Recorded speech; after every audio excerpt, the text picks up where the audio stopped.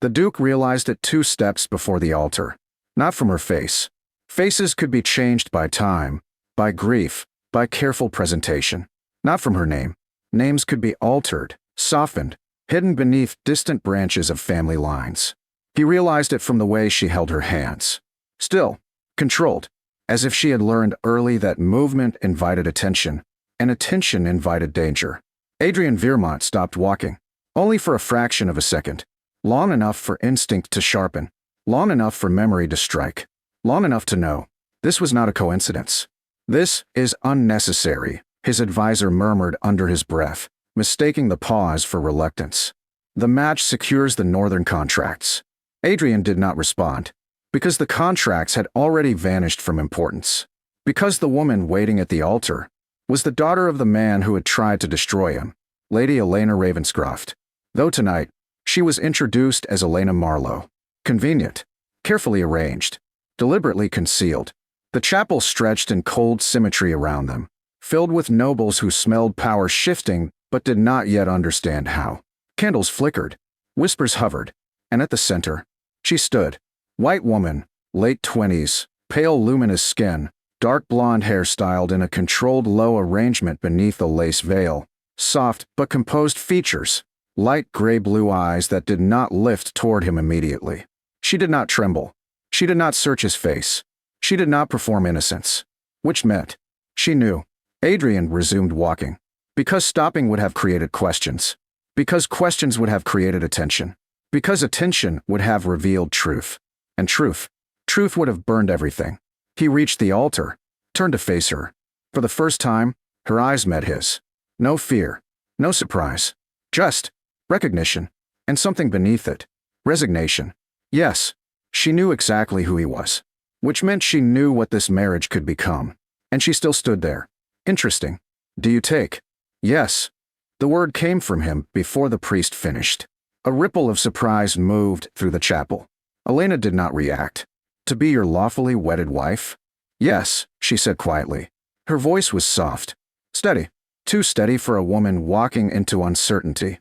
Too steady for a woman marrying her father's enemy. The ceremony continued. Words spoken. Rings exchanged. Hands touched. Her fingers were cold.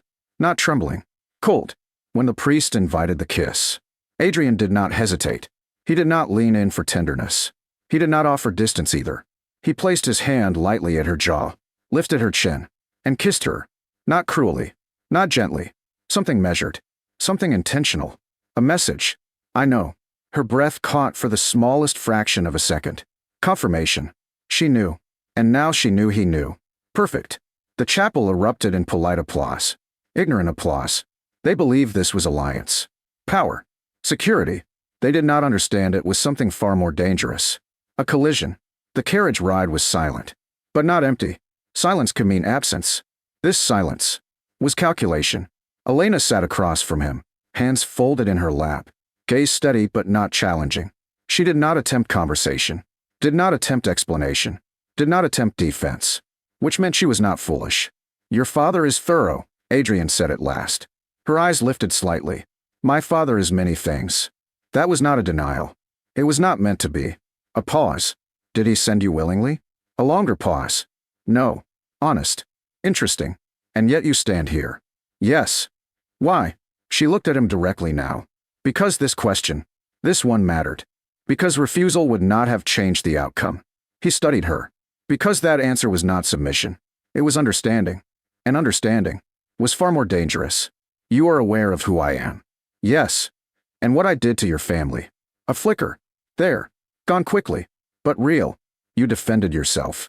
That is a generous interpretation. It is an accurate one. Silence. Because that was not what he expected. Not denial. Not accusation. Not hatred. Just clarity. You should hate me, he said. No. Why? Because hate would make this simpler. A pause. And it is not simple. No, it was not. The carriage slowed. Veermont Hall rose ahead of them, vast and unforgiving. A place built on control, on history, on decisions that could not be undone. Understand this, Adrian said, voice quieter now, more precise. This marriage will not be kind. I did not expect it to be. You will not be treated as a bargaining piece. That is already an improvement. A pause. But you will not be trusted. She nodded once. I assumed as much. And you will not leave this estate without permission. Yes. No protest. No argument. No attempt to negotiate. Which meant she was either very intelligent or very dangerous. Possibly both. The carriage stopped. The doors opened. Servants lined the steps. Watching. Waiting. Measuring. Because even they could feel something had shifted. Adrian stepped out first. Turned. Offered his hand. Not out of courtesy. Out of expectation. Elena placed her hand in his. Warm now. Steady. Still controlled. They entered together. Into a house that had never welcomed enemies. And had just gained one. That night, the estate felt different. Not louder. Not softer. Sharper. Like a blade being tested. Servants moved more carefully. Conversations shortened. Doors closed faster. Because something had entered the house that did not belong. Or perhaps, something had returned. Dinner was formal. Measured. Predictable. Except for the tension beneath it. You will find your rooms prepared, Adrian said, breaking silence only when necessary. I am certain they are impeccable. They are efficient. I will attempt to be as well. A pause. You adapt quickly. I had practice. With enemies? With expectations. Again, not the answer he expected. Again, more interesting because of it. He set down his glass. Watched her. You do not ask questions. I have enough answers already. Such as, that you knew before the vows ended. A pause. That you chose to proceed anyway. Another pause. And that you have not yet decided what to do with me. The words settled. Clean. Accurate. Unavoidable. For the first time, Adrian almost smiled. Not with warmth. With recognition. Yes, he said quietly. That is correct. Silence followed. But this time, it was not empty.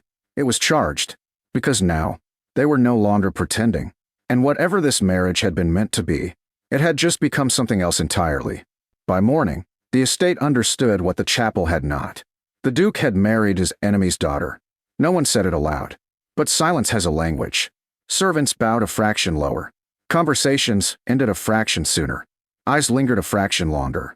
Because this was no longer a marriage of convenience. It was a controlled risk. Elena woke before dawn. Habit, not comfort. The room assigned to her was vast, elegant, and deliberately separate from the Duke's private wing. A connecting door stood between them, unlocked, which, somehow, felt more deliberate than if it had been sealed. She dressed without calling a maid. Moved through the corridor quietly. Mapping. Learning. Survival had always depended on understanding a place before it understood you. She found the west balcony empty. Mist still clung to the gardens. The air was cold enough to sharpen thought.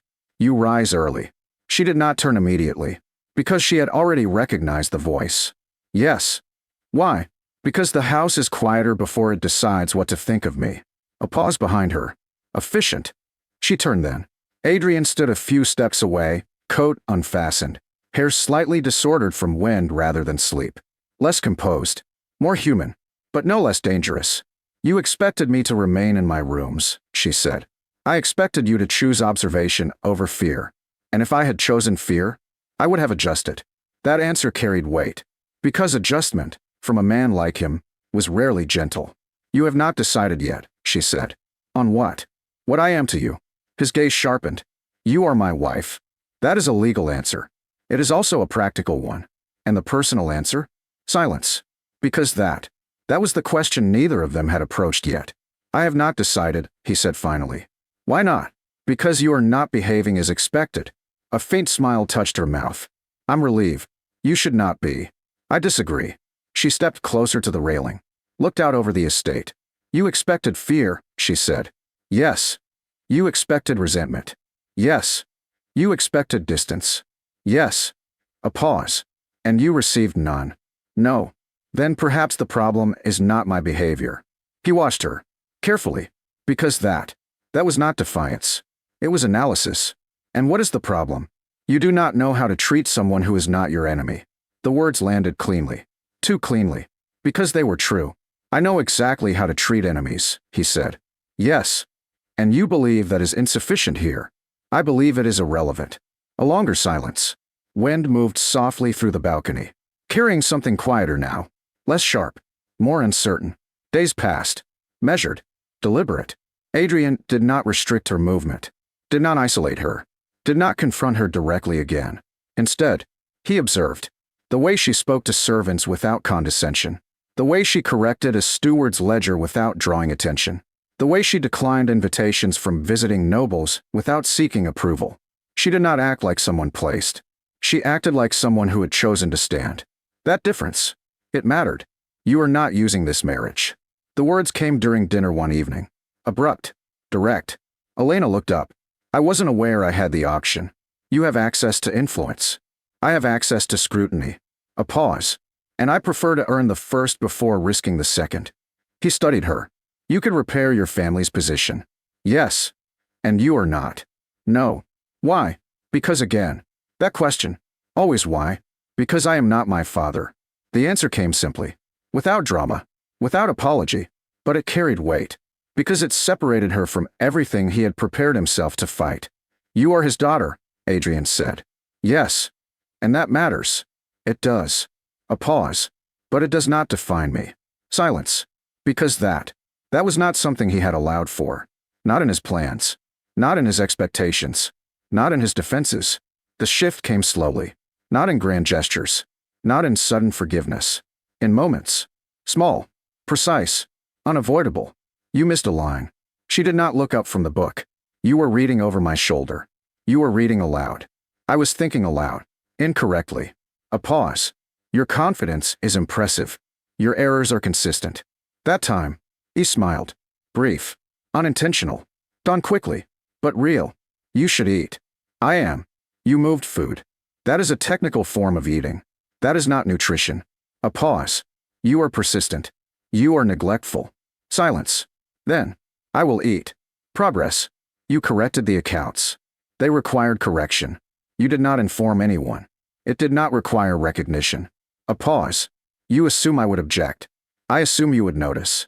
He did. Each moment. Small. Insignificant to others. But to them. A shift. A recalibration. A slow dismantling of expectation. You are not what I prepared for. The words came late one evening. Not as accusation. As realization. Elena looked at him. And you are exactly what I expected. That surprised him. Explain. You are controlled. Yes. You are precise. Yes. You are very good at protecting yourself. Silence. And you are not cruel. A pause. You simply decided distance was safer. The words settled. Because they were not judgment. They were understanding. And understanding was harder to fight than hostility. Why did you really marry me? The question came unexpectedly. Not sharp. Not defensive. Curious. Adrian did not answer immediately. Because the truth. It had shifted. I married you because it benefited me. Yes. And now. A pause. Longer this time. Because this answer mattered. Now I am still determining what that benefit is. She held his gaze. Unflinching. And you do not like uncertainty. No. But you have not ended it. No. Why? Because. For the first time. He did not want to.